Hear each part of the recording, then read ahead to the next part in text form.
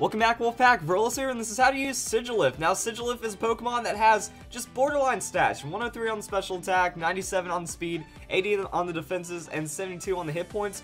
Nothing really stands out about this Pokemon, but it is indeed usable. 103 on special attack means we are going to find a little bit of damage here and there, or we can also boost into it with like a Calm Mind or something. And 97 speed, we're not going to be outspeeding and catching up with 100 speed Pokemon, but we will be able to play a decent speed tier to a degree.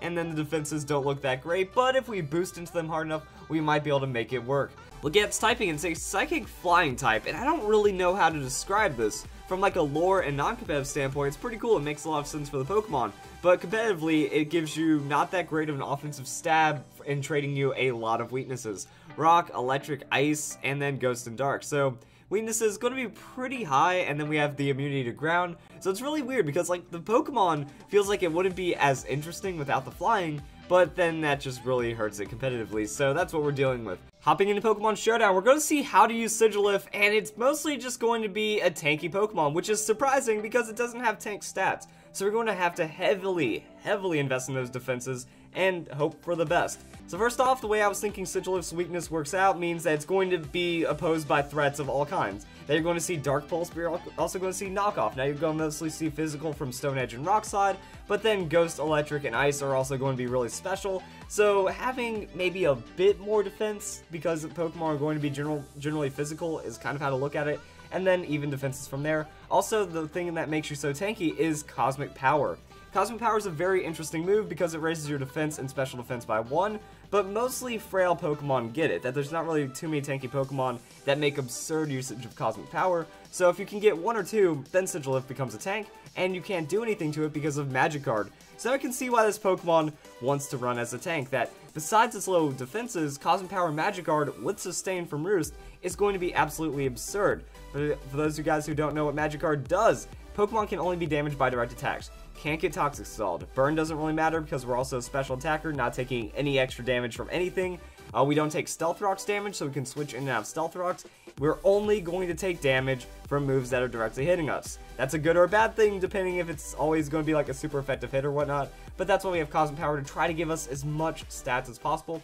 Then we have Stored Power. Stored Power is a crazy move. Plus 20 power, technically plus 30 because of stab, for each of your stat boosts. Cosmic Power counts as 2. So after our first Cosmic Power, we're going to get 30 plus 30 plus 30, so that's already just going to be plus 90 after just after 1 Cosmic Power. After 3 Cosmic Powers, we're looking at a 200 base power move, which is why we don't need to invest into our special attack. As long as we keep using Cosmic Power, we're going to have a very powerful attack, and investment doesn't really mean too much on this regard. Then we have Roost, and then Toxic.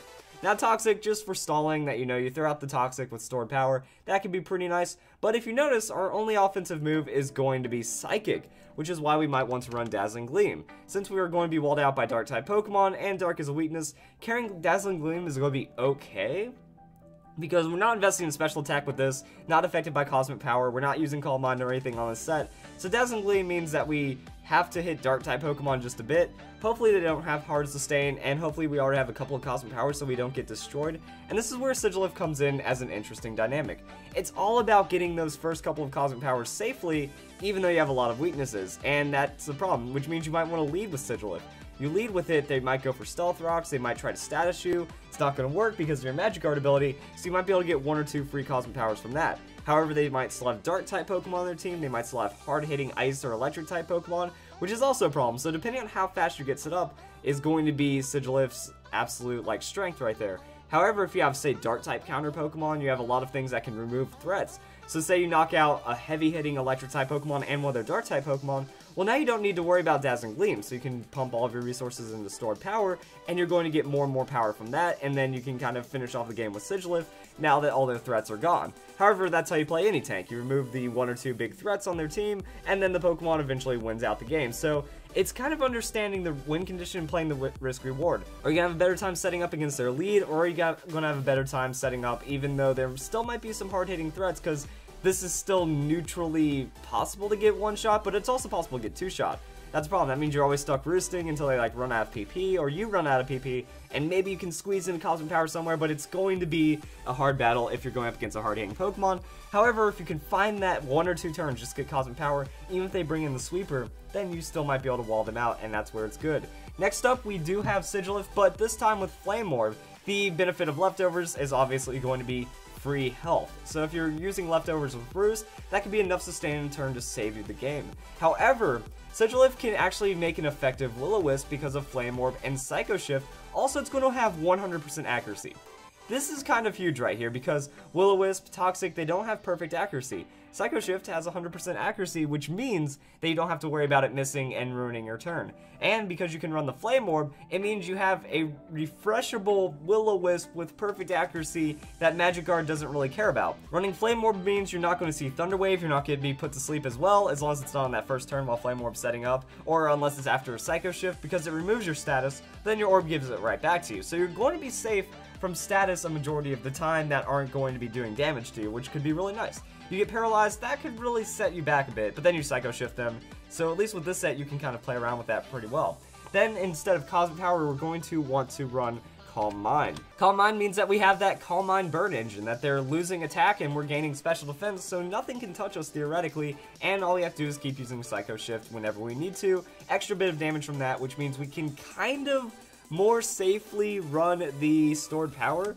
So this is also going to get rid of our option of getting the Dazzling Gleam on Dark-type Pokemon. You can just burn them down, or you just have to remove that threat to begin with. You take out the Dark-type Pokemon on their team, Sigilyph is going to do work like this, and then we just kind of use the defenses a little different. I was thinking Bold Nature, 200 EVs invested because we have the burn, so we don't need to be fully invested in defense. On most Calm Mind Pokemon, you'll just see Bold Nature, full hit points, full defense, and call it good. But since we do have a way of burning them and lowering their attack, we can put a little bit into our special defense so we can survive that first special attack pretty well, start Calm Minding, start Roosting, and then we're good to go. And that's pretty much going to be it about Sigilyph from a tanky aspect. If you want to play it offensively, you can like run high speed, high special attack, use a Calm Mind, and try to go for a small sweep, high damage from there. The good thing about this is that you have that sustain, so Calm Mind into Roost could turn into something, you know, if you're going up against Special Attacker, Calm Mind Roost, Psyshock, going to be a lot of damage. Calm Mind Dazzling Gleam is going to do alright, we get to take out Dark-type Pokemon, and then we get Tinted Lens.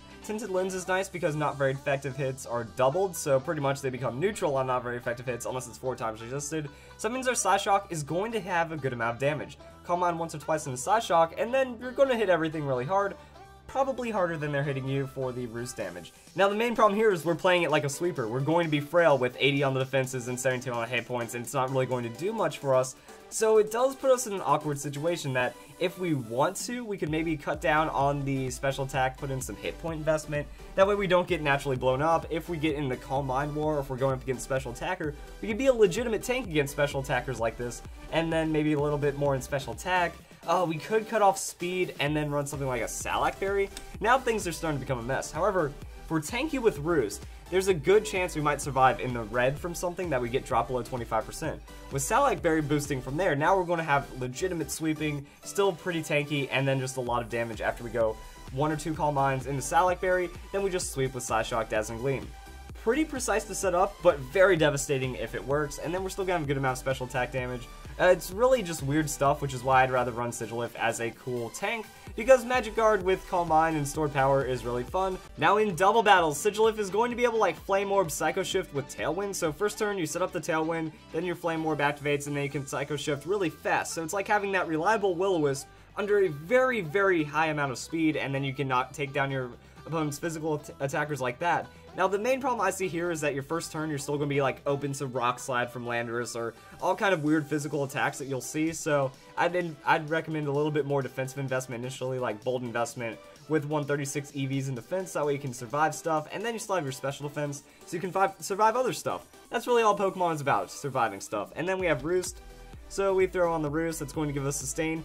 As for moves, we're not really looking to be that offensive, but it's probably not best to just be like no offensive moves whatsoever. We have Heat Wave to hit both opponents, that's not going to get stabbed. Dazzling Gleam hits both opponents, doesn't get stabbed. So we're in a really interesting situation when it comes to like trying to figure out our last move. It's kind of up to you if you want to make this Pokemon pure support or find a little bit of damage. Also, Sigilyph does get access to Gravity, so we can be a Gravity Pokemon as well. I wouldn't know if you want to use that with like Psycho Shift and Tailwind and everything, but Gravity is its own field condition that can do some cool stuff. So you set up Gravity and then you can go into Hypnosis. Now this is an absurd amount of setup for sure. That Tailwind into Gravity into Hypnosis, but I mean, if you find other things that you're doing, just wanted to point out the moves that Sigilyph gets access to Skill Swap, does get access to Psych Up as well. So I mean, you have all kinds of things that Sigilyph can do, so you can run it really standard, or you can find some wacky things. So I hope you guys enjoyed this video. That's how you use Sigilyph, and I hope you all have a nice day. Thank you for watching.